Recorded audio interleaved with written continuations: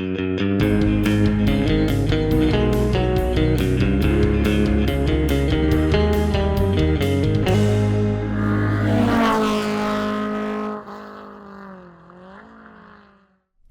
everybody, it's Charlie from Daily Motor, and today we've got the real-world highway fuel economy test of the 2021 Genesis G80 and its 2.5-liter turbocharged all-wheel drive powertrain.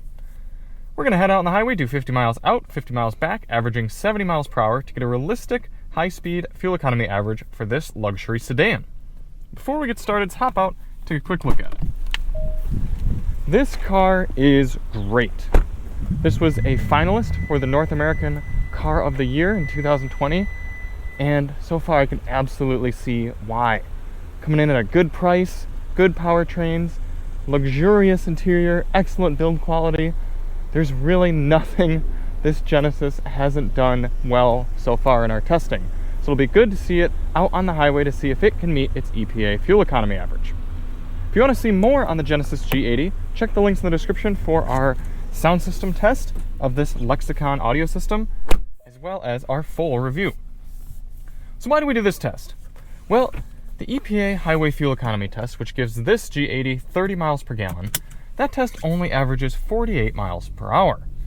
We know there are people who take their vehicles on long road trips and would like to see what they can realistically expect to get in the real world cruising at highway speeds.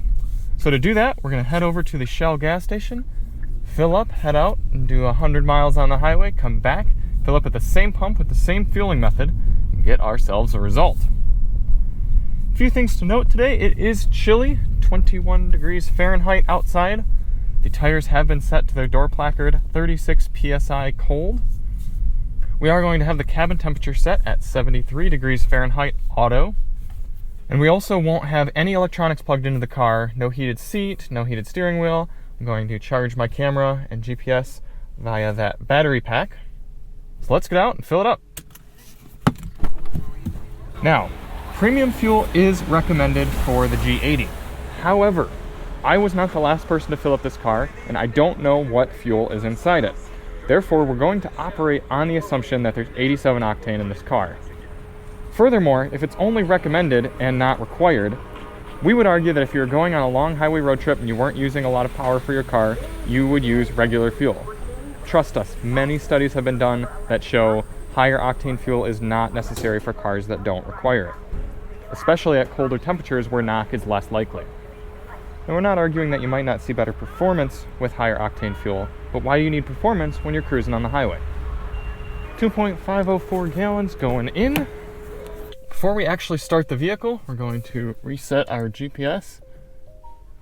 We're also going to set climate control to 73 auto. We're also going to reset our average fuel economy and our trip information. Lastly, I'm going to put the car into Eco Drive mode. There's also Comfort, Sport, and Custom. We're ready to go. I'm going to drive nice and easy over to the highway. It's about half a mile away. Pick up the test from there.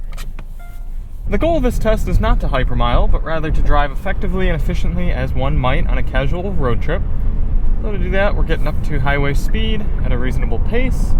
We're going to set our cruise control at a GPS indicated 72 miles per hour. The car speedometer and the GPS seem to be almost exact. You don't get that very often. Set to 73.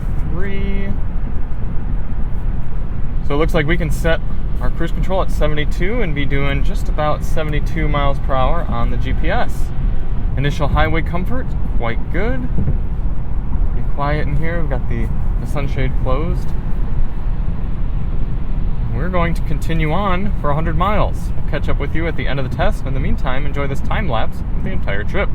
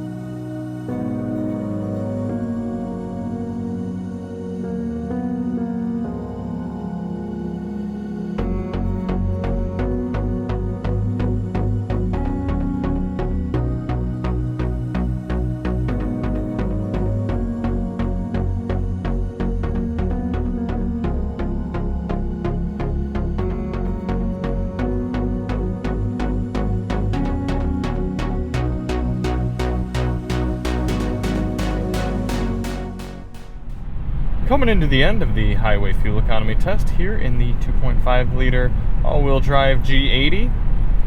Very impressed with the highway manners of this car. Not too surprising considering it is a mid-size luxury sedan. That's what these cars are made for, chewing up miles on the highway. But the active lane keeping assist works really, really well.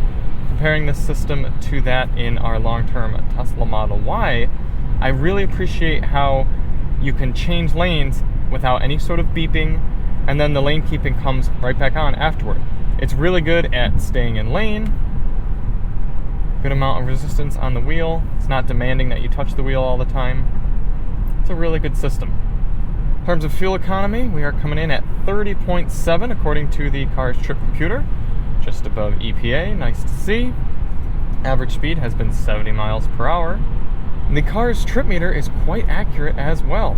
100.6 miles right now, and 101.0 over there, so within half a mile difference after 100 miles. That's quite good compared to what we usually see.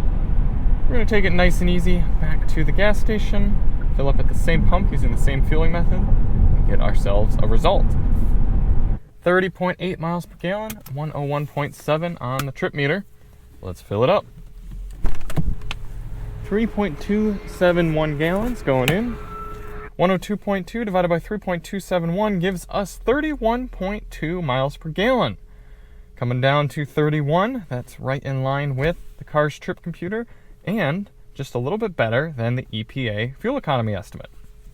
We do know the fuel tank is 19.3 gallons, so 19.3 times 31 gives us an effective cruising range, rounding down to the nearest 10, 590 miles at 70 miles per hour in the G80 2.5T all-wheel drive. Thank you all so much for watching. If you want to see more on the G80, check the links in the description for our Lexicon sound system review and our full review. And we'll see you on the next one.